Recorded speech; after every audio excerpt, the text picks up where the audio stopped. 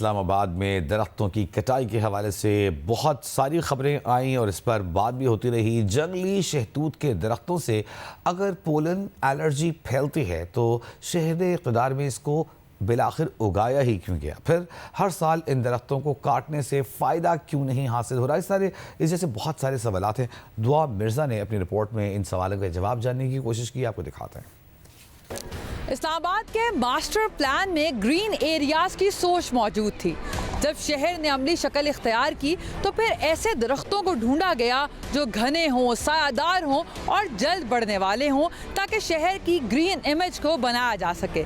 پھر نام آیا پیپر ملبری کا، جسے عام زبان میں جنگلی شہتوت بھی کہا جاتا ہے۔ لیکن اب پیپر ملبری کو تیزی سے کاٹا جا رہا ہے کیونکہ یہ شہر کے لیے زہریلے بن چکے ہیں۔ معاملہ ہوا کیا، آئیے دیکھتے ہیں۔ پیپر ملبری یعنی جنگلی شہتوت کی نر اور مادہ اقسام ہوتی ہیں۔ نر درخت ہوا میں دور تک جانے والا پولن چھوڑتا ہے جو الرجی اور دمے کے مریضوں کے لیے وبال جان ہے۔ 1960 میں جنگلی شہتوت چین سے درآمد کیا گیا۔ اس وقت اسلام آباد کم درختوں کا علاقہ تھا، شاید اسی لیے یہ فوری حل نکالا گیا۔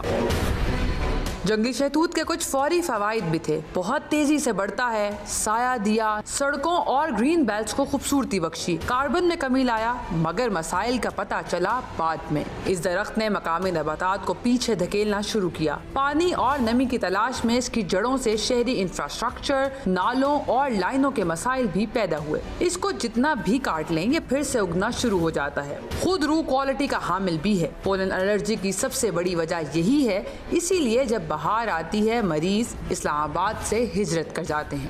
پودے لگائے جا رہے ہیں، وہ پودے لگائے جا رہے ہیں جو انڈیجنس ہیں، مثلا پائن ٹری یہاں پہ انڈیجنس ہے، املتاس یہاں پہ انڈیجنس ہے۔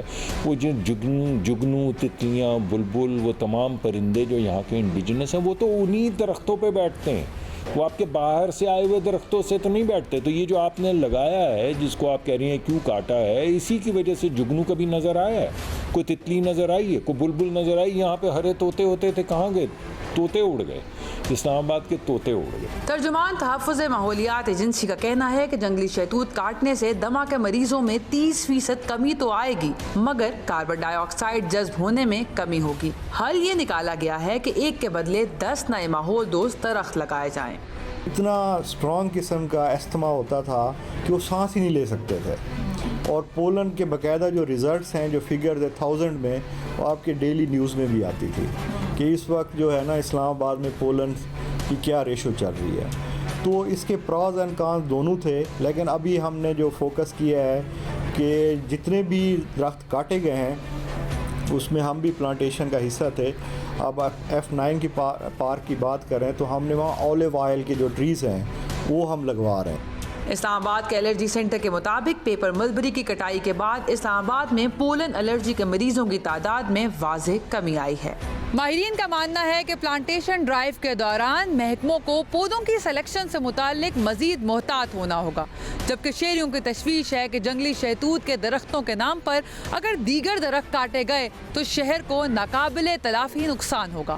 کیمرامین فہیم قریشی کے ساتھ دعا مرزا، جیو نیوز، اسلام آباد۔